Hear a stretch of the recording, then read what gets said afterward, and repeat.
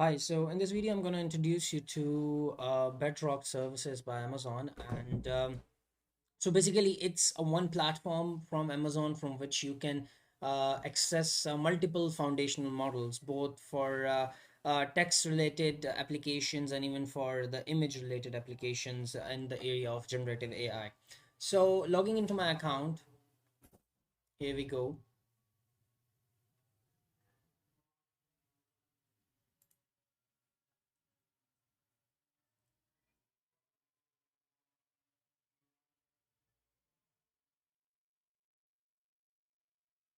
Right. So this is the console, and on logging into your AWS console, you need to type Bedrock here at the top and open it up.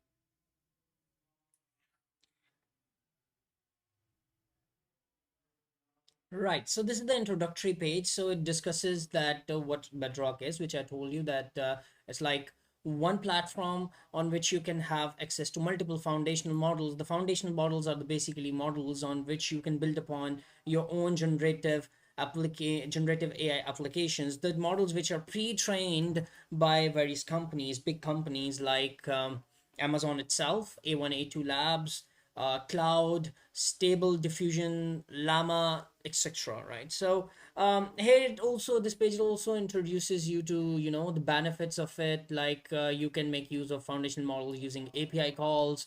You can choose among various options, right, which I already mentioned, etc. And these are the applications you can build your application related to, like text generation, chatbots, text summarization, personalization, image generation, and search, and etc.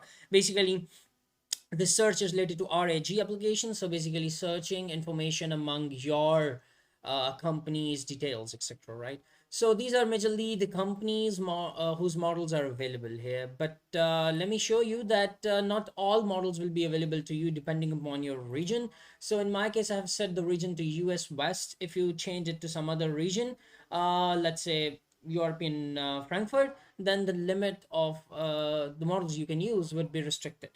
Okay, so first thing first, this is basically the introductory page where you can find some playground videos, etc.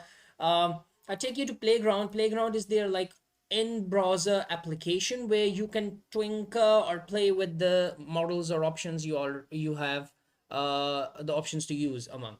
So if I go to chat, I come here. Here in the case of chat, I have these options available for me to choose among. Let's say I choose some model, Titan model from Amazon. And now I can use this just like, the chat GPT application.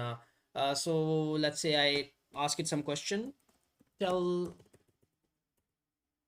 tell me something about generative AI. And here on the right side of the screen, you can see the parameters which you can think. I discussed those as well. So click the run button and let's wait for the response. So here we have the response. So it says generative AI is a branch of artificial intelligence that focuses on creating content and generating new forms of data, etc., etc. Very similar to, chat GPT kind of application.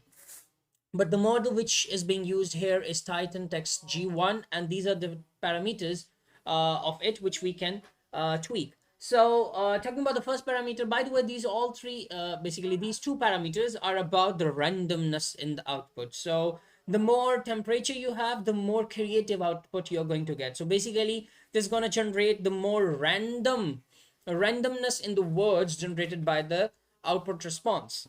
Getting into very briefly into the theory, the idea is that the lesser the temperature, the model is going to deliver you a word that has the maximum probability at that instance. And on the next instance, when it's going to generate the next word, it's going to use that as an input stream, right? If you have more temperature, it is going to select some word among that output options whose probability is less than the one. So basically this actually introduces the randomness in the output of the text generated. So we have this typical kind of an output. If you keep the value 0, you should expect almost the same output. Let's change it to, let's say, 0.5 and ask the same question. This time I expect it to deliver me some creative output.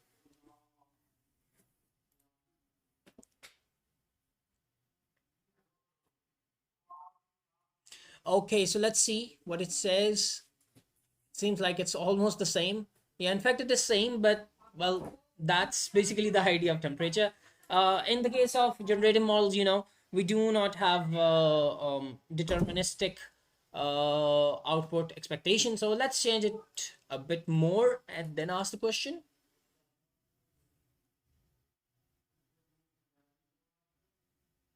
In fact, it's again the same.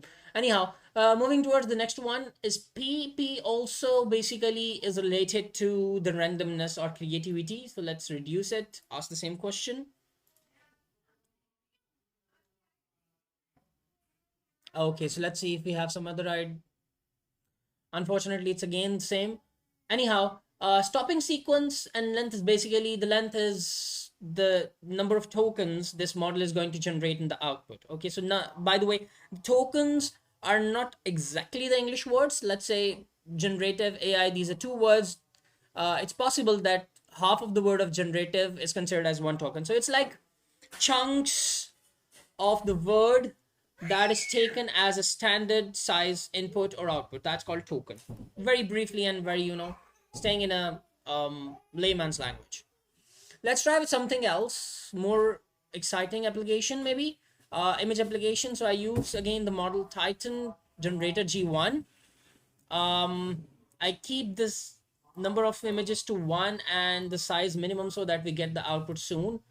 Okay, and by the way, they've done a lot of options here. Let's say we can, by the way, give it a reference image and give it a prompt. Then it's gonna, make the changes or create an image that is very similar to the reference image. Okay, but I'm not gonna do that right now. I ask it to create some image out of text only. So let's say I ask it to, let's say, an alien teaching computer science, a very strange kind of input, just to get an idea how creative these models can be.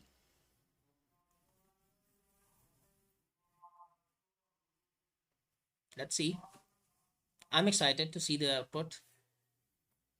Oh yeah, it is indeed very interesting.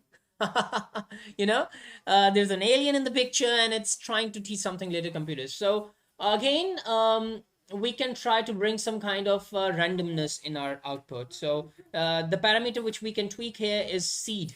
Let's increase it to some other value, ask the same thing, and see what it generates.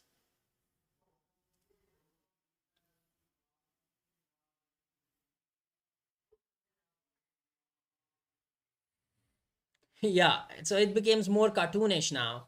uh, okay, so that is it. You can try other models with text, and we have done a lot of models available, at least for the US West region, for text and other things. And in the coming videos, I'm gonna make videos on how to use these kind of models for using API. So basically, how to build your own applications upon these models. That is it for this one. See you in some other videos. So do hit like and subscribe to the channel. Thank you very much.